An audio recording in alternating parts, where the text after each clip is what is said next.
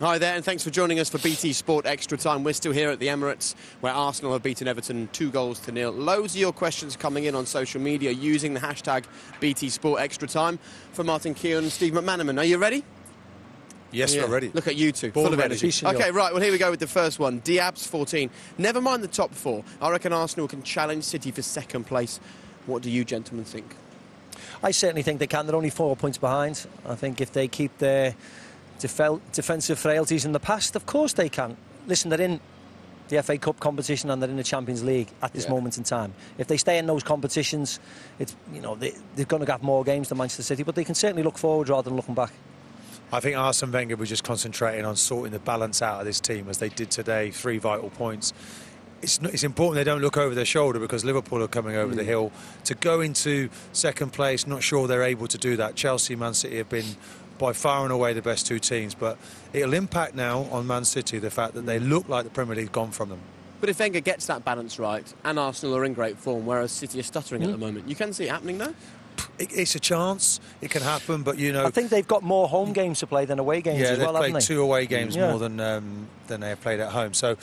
Listen, they won't discount it. Arsenal will go after Man City, there's no doubt. But it's just when you look at it over the piece so far this season, the best two teams, I think, are the front two at the moment. Good positive attitude, isn't it, from an ex-Arsenal player? A realistic attitude. There you go. That's what we employ him for, realism. Another one here from @Zach_London Boy. Thanks very much for your message. Should Gabriel replace Mertesacker to form a new partnership with Keown? Well, we've seen him playing today, haven't we? Early days, but I think he showed some really good signs today. He attacks the ball well.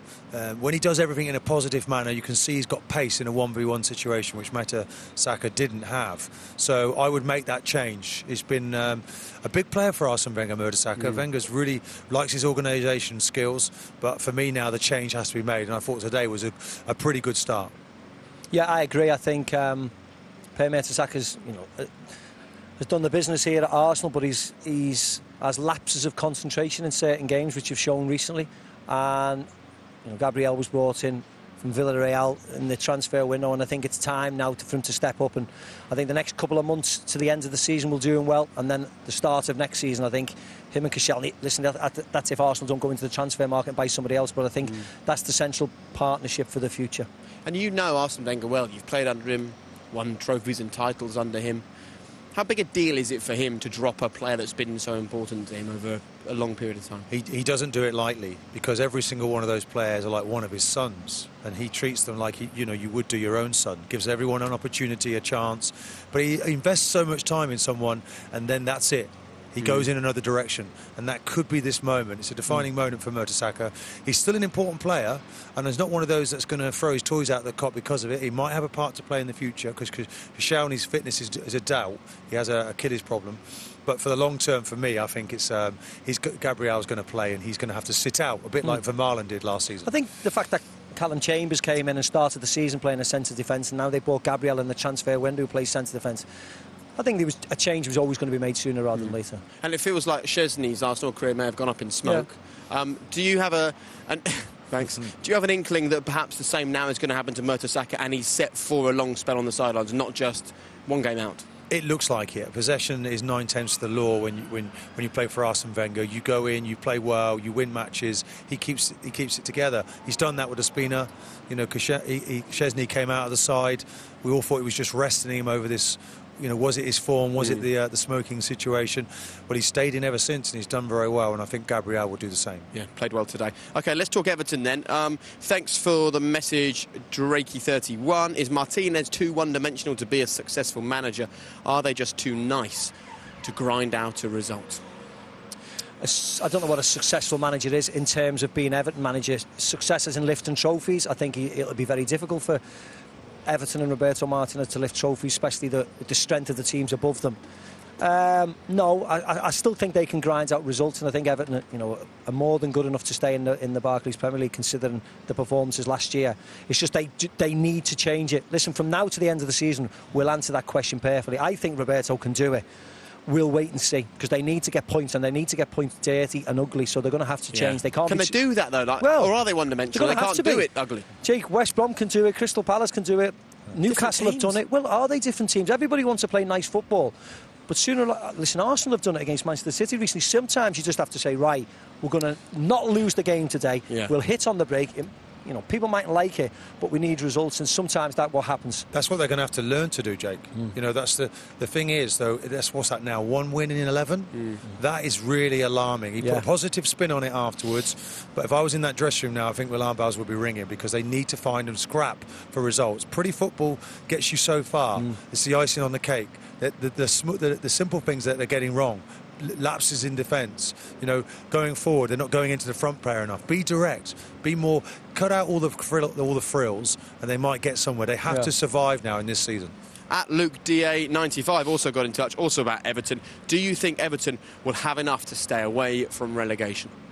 To stay away from relegation, no, because they're in the relegation zone now. Because we talk about other teams in the relegation zone, and they're in and around them. They've got a difficult game away at Stoke at midweek. They need to get some points in that, but I think they've got enough. Yes, I think they'll be fine. But they're in the relegation zone at the minute. The thing is, that's now when you slide down suddenly into that bottom of the table, you know, when you're not living and breathing and working with that relegation situation all season, which they haven't been, it's so new, it can derail the club. It could happen. He's talked about we're in the relegation fight. He's very right on that, and he's got to find the solution. And they're not. They've just got to scrap. And one result gets them out of trouble. 4 wins they need. One good result, and they can turn this around. The thing is, they've got a difficult game away at Stoke. We all know it's very difficult when you go there. Then they're away in Kiev, which is hard, and it's a lot of travelling as well. Then they come back and they've got QPR. They need to get a result then. But it's difficult when you come back from the Ukraine, and we know what's happening in Ukraine at the moment. It's a long journey. They're back on a Thursday. They've got a tough start on the following Sunday against QPR. That is the one they need to target and go, bang, 3 points. Not the Europa League, because if they do survive, win the Europa League, Champions League football. Well, of course. But Jake, they're going to have to beat 5, 6, 7, 8 good teams. It's ironic. It's ironic that they won the FA Cup, didn't they? Wigan. Onto Martinez and then went down. I hope something similar doesn't happen by winning Europa Cup. Exactly. OK, boys, thank you. And the final one is from @ButcherM1994. Will Liverpool now finish in the top 4 after today? Some win that. Yeah, to be honest, I've always thought that they'll finish in the top 4. So, yes, I'll still stay with my conviction. I thought the win today was a great win, considering all the factors of midweek. Manchester City playing in the Champions League on Tuesday at home, Liverpool playing in Istanbul on a Thursday, long journey. The fact that they beat the champions 2-1 and the manner of the performance I thought was really, really impressive. And as Martin said before, Liverpool are on a bit of a roll, head of steam, a lot of confidence, injured players coming back, and it's a lot of competition for places, so I'd still say that they'll finish in the top 4. Yeah, I think Brendan is, you see what he does on the training ground.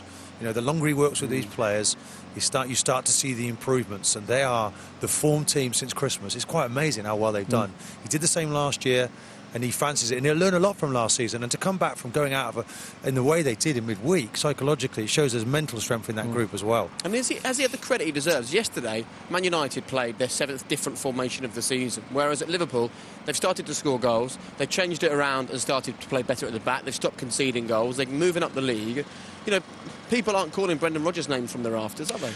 No, but it's difficult. It's difficult in the Barclays Premier League. You know, a lot of Liverpool fans, you know, in October we're criticising Brendan Rodgers heavily. So it's just that fickle game that we play at the minute. We all think he's done really, really well, but you know, it's hard to give him that credit. But I think he's done a wonderful job, and I think the fact that he's introduced a lot of younger players into the team as well, he deserves a load of credit. Jordan Ibe, Raheem Sterling, of course.